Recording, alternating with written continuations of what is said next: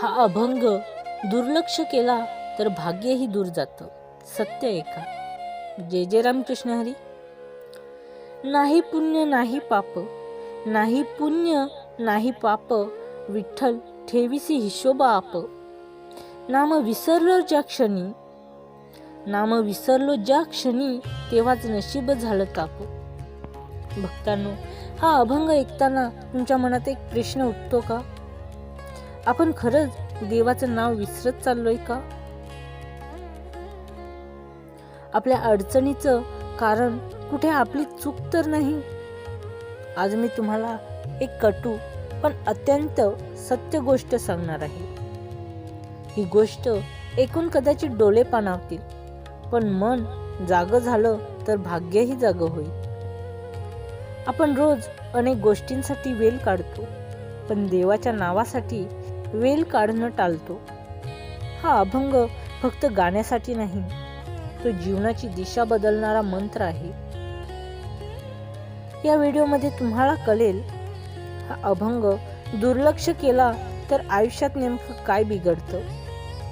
मेहनत करूनही यश का मिळत नाही? भाग्य दूर जातंय असं का वाटतं? नामस्मरणाने निर्णय कसे योग्य होतात? आणि मन शांत ठेवून जीवन कसं सावरता येतं? एक हृदय पिलवटून टाकणारी कथा आणि शेवटी मनाला शांत करणारा संदेश. निर्णय घाईत नाही, शांततेत घ्या. हा व्हिडिओ शेवटपर्यंत नक्की पहा. कदाचित हा अभंगच तुमचं थांबलेलं भाग्य पुन्हा चालू करेल. अभंगाचं खरं रहस्य. भक्तांनो, हा अभंग फक्त गाण्यासाठी नाही, तर जगण्याचा मंत्र आहे. जेव्हा माणूस म्हणतो वेळ नाही, जेव्हा माणूस म्हणतो वेळ नाही, आज मन नाही, नंतर म्हणू, तेव्हा तो अभंगच नाही, आपलं भाग्य पुढे ढकलतो. कारण नाव म्हणजे आठवण, आठवण म्हणजे जोड, आणि जोड तुटला की भाग्य दूर जातं. आजचा माणूस कुठे चुकतो? आज माणसाकडे आहे पैसा, मोबाईल, प्रतिष्ठा, पण नाही हे शांत झोप, समाधान, नाही अंतर्करणातला आनंद. का? कारण अभंग, नाम, देव हे सगळं आपण वेळ उरला तर करतो. हे सर्व आपल्याकडे जेव्हा वेळ उरलेला असतो तेव्हा आपण करतो. हृदय पिलवटून टाकणारी कथा. एक गाव होता. गावात एक वारकरी आजोबा होते. दररोज पहाटे उठून अंगण झाडायचे, तुळशीला पाणी घालायचे आणि हा अभंग म्हणायचे. लोक हसायचे, काय मिळतं या म्हातारपणात? पण आजोबा शांत होते. एक दिवस आजोबा आजारी पडले. अभंग थांबला, नाम थांबलं, आणि मग काय झालं माहिती आहे? घरात वाद सुरू झाले. मुलगा व्यसनात गेला, पैशांची अडचण आली. आजोबा म्हणाले, माझ्या आजाराने मला नाही मारलं, पण माझ्या नातवंडाने नाम विसरलं. त्याने घराचं भाग्य आजारी पडलं. त्या दिवशी सगळं घर एकत्र बसून रडलं आणि पुन्हा अभंग सुरू झाला. 3 महिन्यात परिस्थिती बदलली. चमत्कार नाही, परिणाम होता श्रद्धेचा. अभंग दुर्लक्ष केला की काय होते? भक्तांनो, सत्य आहे का? मन अस्थिर होतं, निर्णय चुकतात. मन अस्थिर होतं, निर्णय चुकतात. योग्य वेळेला योग्य माणूस भेटत नाही. मेहनत करूनही फळ मिळत नाही.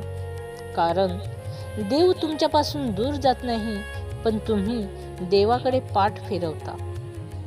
हा अभंग कधी आणि कसा म्हणावा? सकाळी उठल्यावर फक्त 2 मिनिटं किंवा रात्री झोपण्याआधी शांत मनाने डोळे मिटून एकच विचार, विठ्ठल आज मी तुझ्याशी बोलतोय. स्वर सुंदर नको, शब्द शुद्ध नको, भाव शुद्ध हवा. भाग्य म्हणजे नेमकं काय? लोक समजतात पैसा म्हणजे भाग्य, मोठं घर म्हणजे भाग्य. पण खरं भाग्य म्हणजे मन शांत असणं. कारण मन शांत असेल तर शांत मन असल्याचे फायदे. पहिला, योग्य निर्णय आपोआप होतात. मन शांत असेल तर योग्य निर्णय आपोआप होतात. मन शांत असेल तेव्हा घाई होत नाही. घाई नाही म्हणजे चूक कमी. शांत मनातून घेतलेला निर्णय काळाच्या कसोटीवर टिकतो. अस्वस्थ मन प्रश्न वाढवतं. शांत मन उत्तर देतं.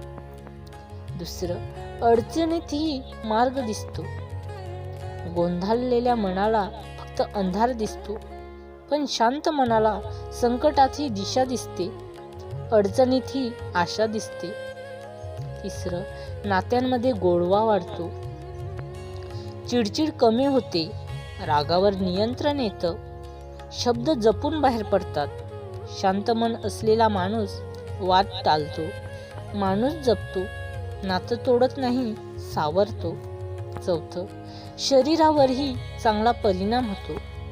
शांत मन म्हणजे चांगली झोप, कमी तणाव, रक्तदाब संतुलित, आजारांपासून संरक्षण. मन शांत असेल तर शरीरही साथ देतं. पाचवं, मेहनतीचं फळ लवकर मिळतं. अस्वस्थ मन मेहनत करते पण दिशा नसते. शांत मन मेहनत करते आणि योग्य दिशेने करते. म्हणूनच कमी कष्टात जास्त परिणाम, थांबलेले यश पुढे सरकतं. सहावं, देवाशी नातं घट्ट होतं. शांत मनातच नाम रुजतं. गोंधळात देवाचा आवाज ऐकू येत नाही. शांत मन म्हणजे देव बसायला मोकळी जागा. सातवं, भाग्य आपोआप जवळ येतं. भाग्य म्हणजे चमत्कार नाही. भाग्य म्हणजे योग्य वेळ, योग्य माणूस, योग्य संधी, आणि हे सगळं शांत मनालाच सापडतं. आठवं, जीवनात समाधान येतं. पैसा, प्रतिष्ठा असूनही जर मन अस्वस्थ असेल तर सगळं व्यर्थ. शांत मन असलेला माणूस कमी गोष्टीत सुखी, कमी अपेक्षित समाधानी आणि जास्त आयुष्यात आनंदी. भक्तांनो, शांत मन म्हणजे दुर्बलता नाही, ती सर्वात मोठी ताकद आहे. आणि ही ताकद मिळते नामाने, अभंगाने आणि देवाशी जोडलेल्या मनाने. संकटात योग्य निर्णय सुचणं, अडचण येऊनही आशा न सोडणं. आणि म्हणूनच भक्तांनो, की हे सगळं येतं नामाने, अभंगाने. भक्तांनो, आज जर तुम्ही हा अभंग ऐकून म्हणाल उद्यापासून म्हणू, तर लक्षात ठेवा, भाग्य ही उद्याच म्हणेल. पण आजच ठरवलं, आजपासून रोज, तर विठ्ठल म्हणेल मी तुझ्या सोबत आहे. अभंग. नाम विसरू नको रे मना, नाम विसरू नको रे मना, नामातच आहे तुझं नशीब जीवना. विठ्ठल उभा वाट पाहतो, फक्त एक हाक दे रे मला.